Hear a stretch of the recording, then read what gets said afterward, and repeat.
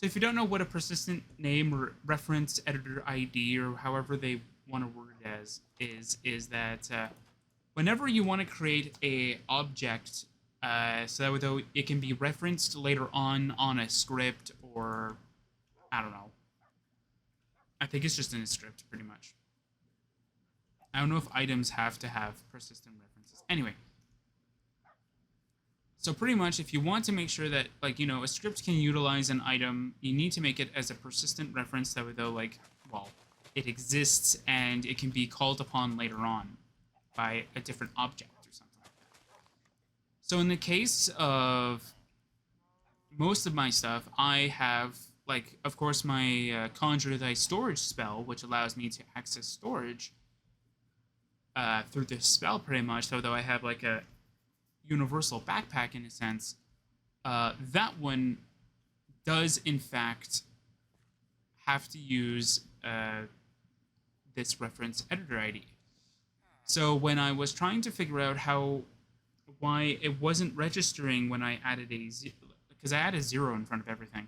So when I'm trying to look and figure out why it won't accept the 0, I looked into it, and then look at the normal source that people use for the construction set stuff. I looked at the unidentified Elder Scrolls pages because they do have a construction set thing, and it told me straight up that do not use numbers because it doesn't like it pretty much, or something odd like that. It's it doesn't like you putting numbers in the reference editor ID. So I'm like, oh, okay, so I do have to use AXM only for those stuff, which is fine. That's not a big deal because you don't technically interact with it in the menus and such like that of the thing, so it's fine. But everything else is okay except for one of my factions, which I use specifically for the Thieves Guild chest, so though it's always you can't access it because you're not a part of that faction, or it's a chest you don't own, but technically you do. Yeah, that one for some reason didn't like it, so I'm gonna try and figure out why that one didn't work as well. But mostly it's the quest names, the global variables, and that one faction that is always that confused me the most about all of that.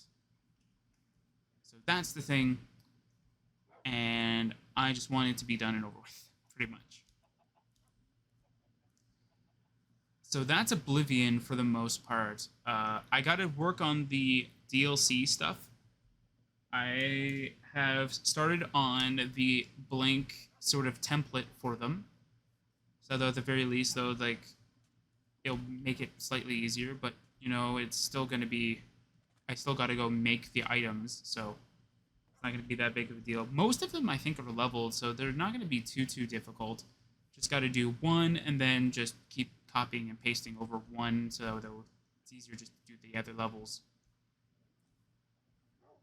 And then after, this is going to be way into the future. This isn't going to be right now. So for all of the enchantments, I followed the list from, I'm just going to say how I pronounce it, USIP, or the Unidentified Elder Scrolls pages, pretty much. But I found out on some of the items that they are not listed the same way as they would look in-game. Some of them do, some of them don't. So unfortunately, I have to go back and I have to go fix those items so that they do show up as they would in-game. But for right now, it's not that big of a deal. It's just more so just me nitpicking at that fact that oh, I have to go do that because it makes more. Because to me, it just looks better if it just looks like that. Is that How did you get your boat here? What? Anyway.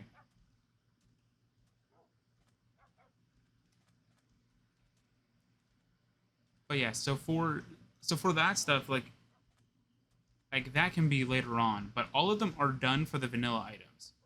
So all the vanilla items that are attached to any armor, clothing, or weapons that are not staffs, because apparently since Oblivion doesn't have a normal enchanting method for enchanting staffs, because there's only one instance and technically you don't enchant it, somebody else enchants it for you. There is no way to enchant staffs. So, unfortunately, can't do staffs. I thought I might be able to, but again, I didn't know how sigil stones kind of work, so meh, couldn't really do it.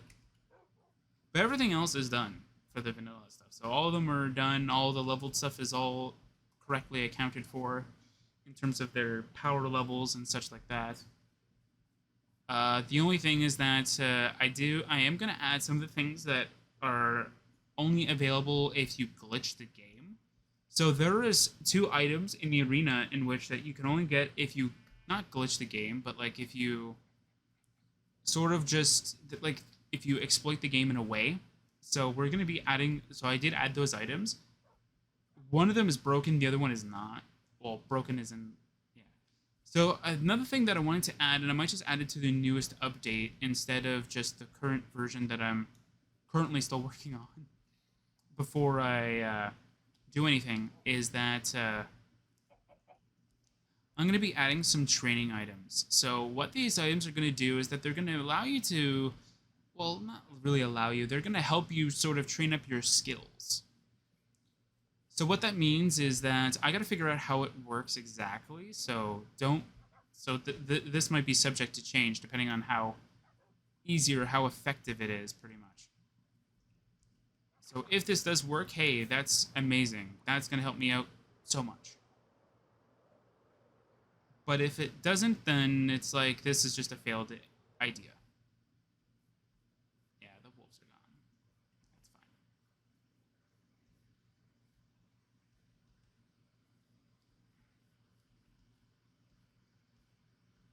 But yeah, so like the idea is that like you would have an item. I'm probably just gonna make them rings since it's gonna be much easier to just to plan around rings instead of just having like an amulet or having an orb. Mind you, an orb would be the best, but it's just annoying whenever you load up this CS and it's like, did you know this thing is not attached to a body part? We want you to attach it to a body part, please. It's like, no. Just leave me alone, pretty much. Or what I could do is just attach it to like a cape or something like that, since they're always on the tail slot, and there's very little items that attach to that slot. The only thing is that if you're playing as an Argonian, or because you're not gonna have your tail. But yeah, like I could do that. It's not that big of a deal anyway. Anyway, what these items are going to do is that they're going to drain a skill based off of what you want to train. So let's say I want to train my blade. Well, right now my blade skill is at, let's say, 35. So obviously it's going to take a lot longer for me to train a blade from level 35 to 36 than it is for me to train a blade from level 10 to 11.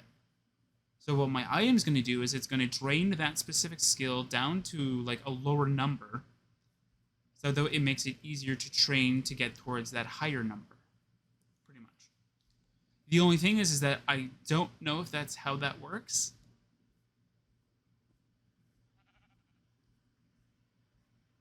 But I'm hoping that it is.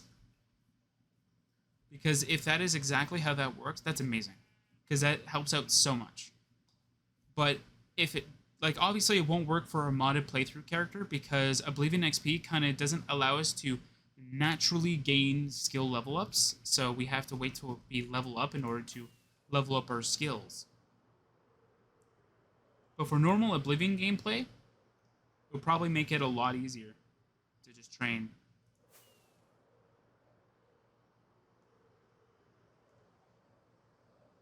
I'm trying to remember everything else too. But that's one of the plans that I was thinking about. I might not even execute it. But I want to do an experiment of it, at the very least. Oh, another thing that I wanted to mention before I move on to the next topic, because I'm kind of hard-pressed for time here, is that for now on, we're going to be changing the mod that we're currently using into a master file. So though, like, the leveled equipment and the mod additions have to associate with the mod at its current level. So there's that too. But it makes things much easier. Plus, it makes it harder for me to sort of update without having any issues. Anyway, to the next topic. So Pokemon Scarlet and Violet sort of DLC.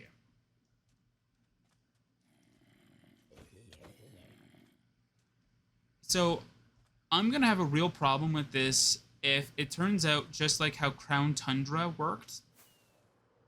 What am I talking about? So Crown Tundra was supposed to come out in my area on October, I think it was 22nd, I think. It was October 22nd or 23rd. It was one of the 2 days. Or some odd time.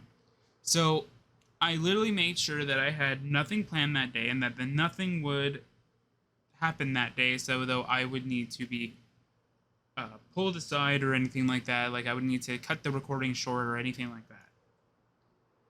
So I was going to enjoy playing Crown Tundra and recording it for the channel.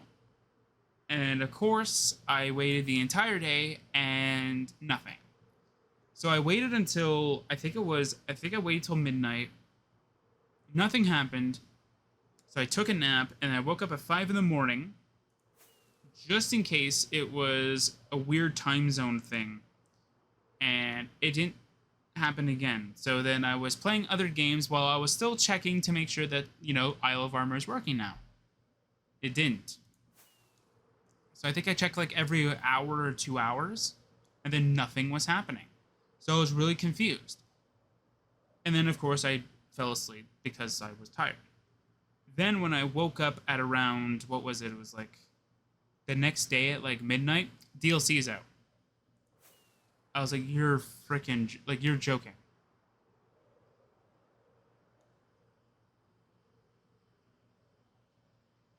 Like, you are literally joking. So that was that. I was really angry. So hopefully this doesn't pull the same stunt. I did the exact same thing as I did before. I have nothing planned for that day. So hopefully it's going to be just like Brilliant Diamond, where it's only like 5 minutes after midnight and I can just immediately play it. Now, I don't know if the Australian versions get the DLC a day early. I don't really care. That's not really my my style of doing it. I don't mind waiting, like it's not really like I would rather play the game a day early than everybody else. But like, even if I were to have the Australian version, I still would only upload it the day of the game's initial release for my area.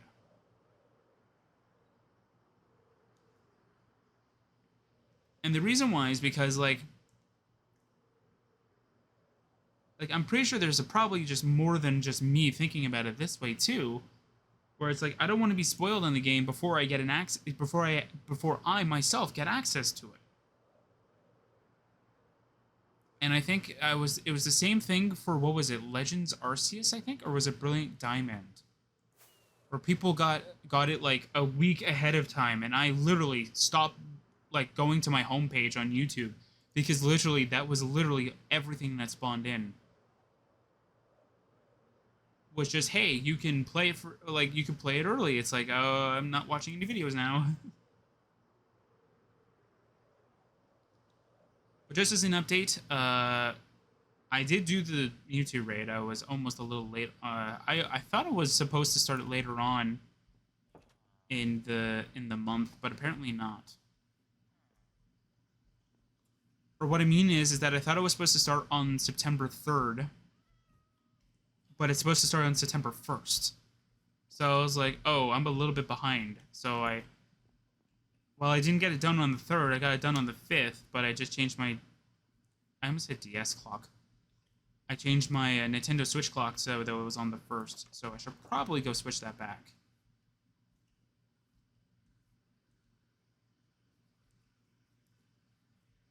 But, yeah, so I ended up, get out of there.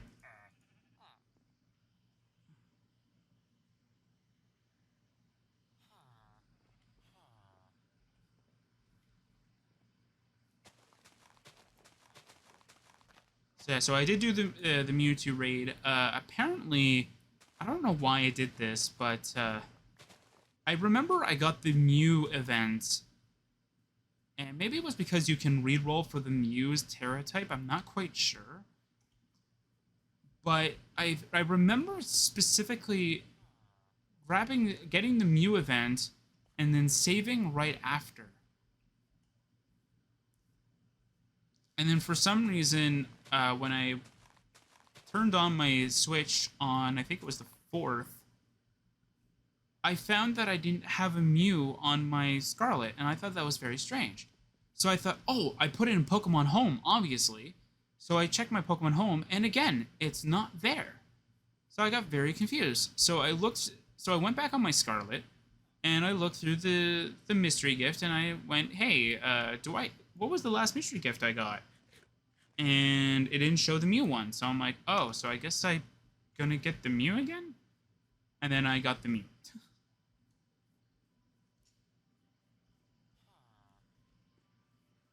And then I think it was it the 5th or the 6th? I can't remember.